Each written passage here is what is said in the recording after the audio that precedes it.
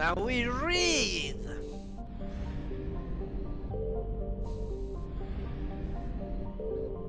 How Haley Hughes, whatever. Spacer investors are fond of saying you can exhaust a gas giant, but the Solarians have certainly tried. Haley Hughes is home to a thriving community of robo miners and those who work in helium-3 collection and refinement. More than 16 of Helios more metallic moons have been settled. The giant bears the name of Helios Corporation, which combined the best efforts of several Solarian clans to manufacture the advanced shielding necessary to colonize the planet's moons. The planet's magnetosphere contains a massive amounts of radioactive ions from Pranash, the system star. Because of this, the cities of the moons are subsurface, protected by from little radiation by levels by shielding and thick layers of rock. Hagius was bought out centuries ago, but the name endures as a symbol of Solarian innovation and cooperation. 121,000. Is this Urkesh? Yeah. Saradril. Sarkesh's sister planet is in a wheat hot house state, retaining enough carbon dioxide and monoxide to form an atmosphere thicker than the garden's world but thinner than a true hothouse like Venus. In its early days of Solarian space exploration, the species saw mining the planets as an engineering challenge. When the Solarians made contact with the Asari, the raw mining industry developed for planets like Saradril became the galactic standard. The planet is named for a Saradril clan, specifically the Solarian Dalatras Saradril Il Sorazon Mal Neita Par Nura, who sponsored the first manned or Salarian, alright, mission to a planet. In antiquity, the planet was named for various gods, as well as the astronomer who first classified it as a planet rather than a star. Barnura's political machination won out, and the planet now bears her clan's name on all standard Solarian maps. Dragel. Tiny rock planet Dragel is notable for its status as a strategic reserve of heavy metals. It has been warmed slightly by a thin atmosphere of nitrogen and carbon monoxide, but otherwise remains hostile to life. In the clandestine fashion typical of Solarians, a military outpost orbits the planet but does not appear on Alliance star maps. Like Saladril, Dragel is named for the matrilineal clan that sent the first manned mission to the planet's surface. However, a thriving minority from the Sylar clan who sent the first manned mission to orbit the planet insists to this day that their landing attempt was sabotaged by Dragels and the planet should bear their name. Relations between the two clans remain tense. I wonder why the Reapers have not come here. Maybe I don't find the Solarians that impressive military-wise. Well, new places.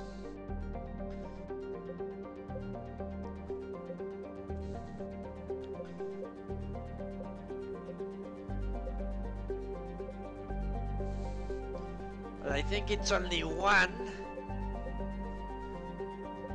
Well, this is new as well.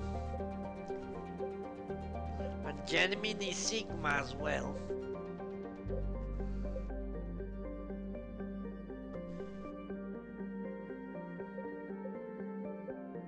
Okay, let's get to the new places and explore them. Why not? I prefer to get that done quickly without many incidents, so I can focus on the crew and DMC.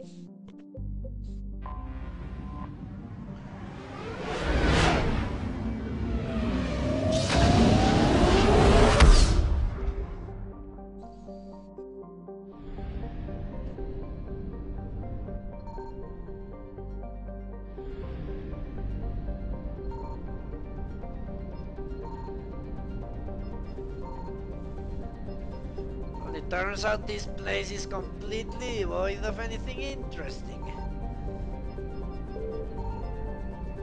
Okay, let's read then. Veles has a thin atmosphere of xenon, krypton, and most other materials freeze and fall as snow. Its surface is composed of potassium with deposits of magnesium. While investigating the primitive anaerobic life of Veles, binary helix survey teams discovered a cunningly hidden anchorage belonging to the ancient Krogan warlord Moro. Many records and artifacts of the Krogan rebellions were recovered and sold at an auction. The empty base is now abandoned. Noveria! Okay.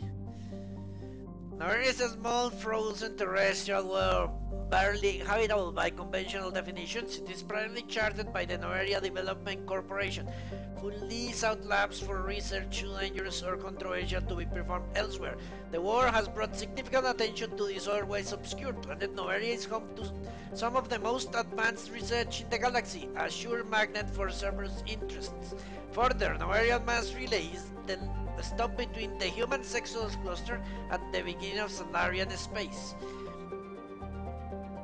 It is a safe bet that the Salarians will defend their borders to the utmost. 105,000. That's a lot of people. Stravog is Pax's only gas giant, but its temperature, powerful winds, and high orbital velocity make it a poor candidate for helium-3 mining. While Noveria enjoys plentiful deuterium from its fusion plants, it imports all its helium-3 from out-system. Like most Pegasids, Stravog is thought to have formed outside the frost line of its parent star and migrated inward due to an unstable orbit. Its size, compared to the usual hydrogen-helium gas giants, is likely due to the hydrodynamic escape, since it orbits at closer than 0.15 AEU. The planet's atmosphere is likely soon to be consumed. Scientific debate continues on how the other planets on the system survive sprag migration, and its gravity may have played havoc on them early on in their formation. Stravog, whatever. Next one. Morana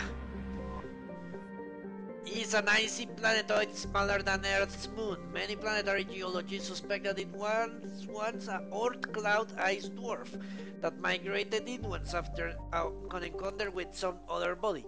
While the crust is frozen water, deeper layers are mostly silicates with pockets of magnesium and aluminum. Morana is tightly locked to Pax. The same side always faces the sun. And we're out.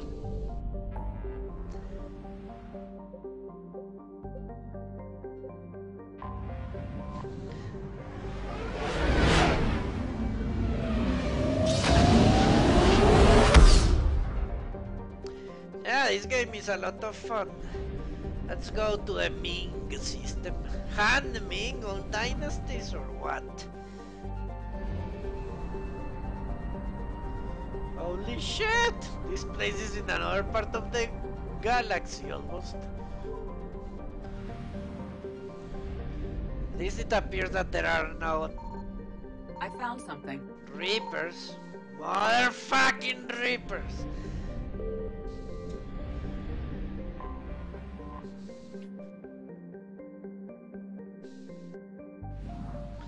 Always fucking me over.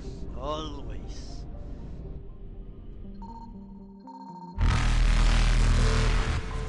Okay. Parag is a large rock planet with an atmosphere composed of nitrogen and argon. Despite its lying over 600 AU from Ming, its surface is scorching hot and mainly composed of aluminium with deposits of silver. Due to the radiation and heat, landing on Parag's southward side is anything less than warship-grade shielding, which likely be fatal. Parag rotates at a retrograde to the rest of the Ming system, indicated it is likely a captured body. Okay. Let's move.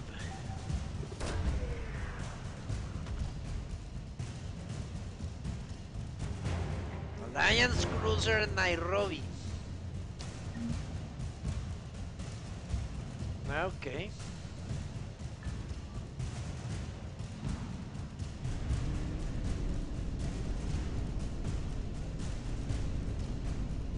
Faster than light jump successful.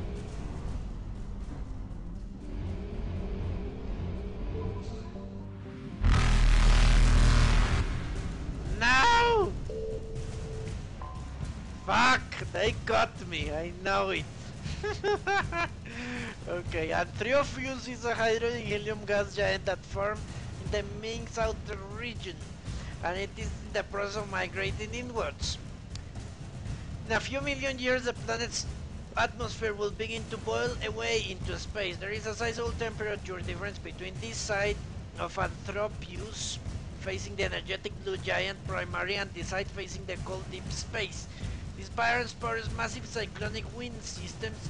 The intense heat it absorbs from the sun, in addition to its own internal heat engine, causes the planet's dark side to radiate faintly in infrared. I escaped! Okay, let's try to read the last one. No! Ah! It was so freaking close.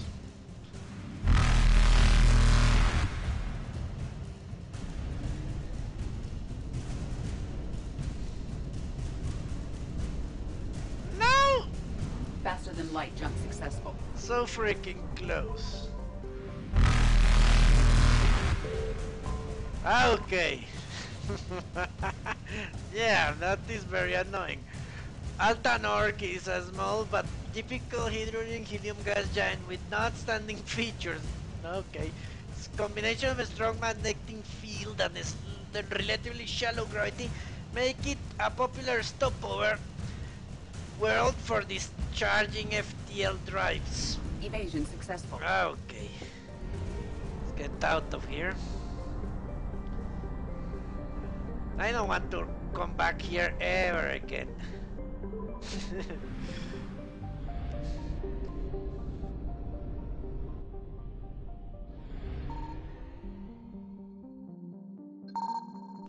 Okay, the fucking Reaper saw me. This is...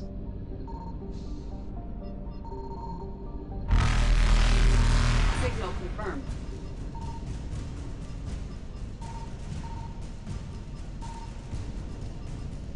Holy shit! Reapers eluded. Okay.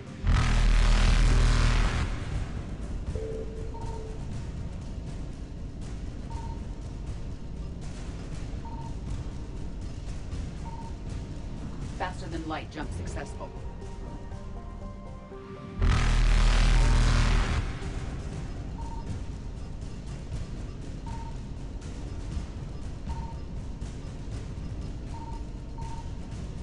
Evasion successful. Okay. Let's get out of here. Reapers eluded. Let's go to the Attican Traverse.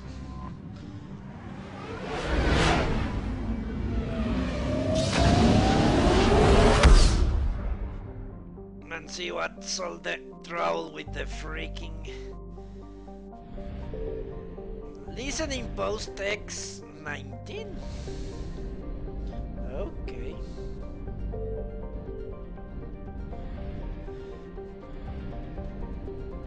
Let's see if I can make it. Yeah, I can make it there. Let's go.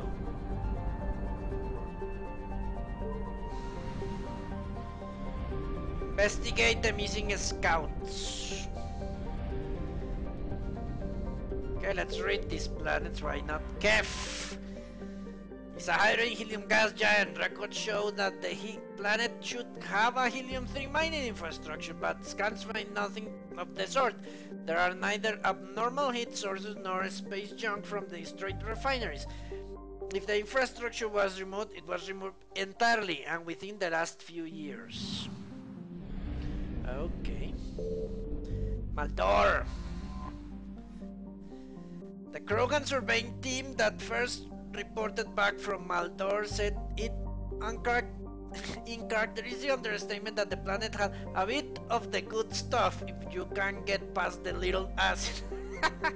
Also, Maldor mineral wealth includes uranium, iridium, and other heavy metals. Miners must contend with crushing, grinding, and atmosphere, boiling temperatures, and clouds of sulfur dioxide.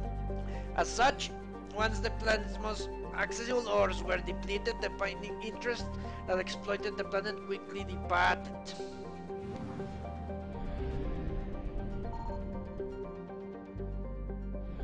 Okay. Apparently the Reapers don't give a shit. Which is nice.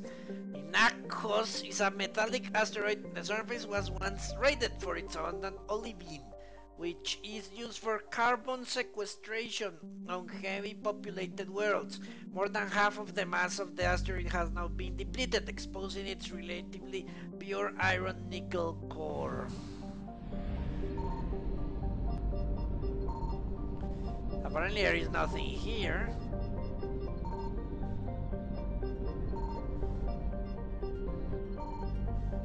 Yeah, I don't see anything here. Except this! Investigate the missing scouts. Ragnar! Oh. Although Utuku is habitable, extreme temperatures and violent weather have discouraged colonization because the planet has little liquid water to retain heat. Surface temperatures regularly oscillate between 70 and minus 60 Celsius. Otuku's vegetation is notable for having evolved flexible central stalks to survive high-speed winds, as well as leathery leaves to shrug off the planet's frequent sandstorm. Animal life is mostly confined to the planet's small oceans. Otuku has few valuable minerals, but apparently Ragnar by the millions.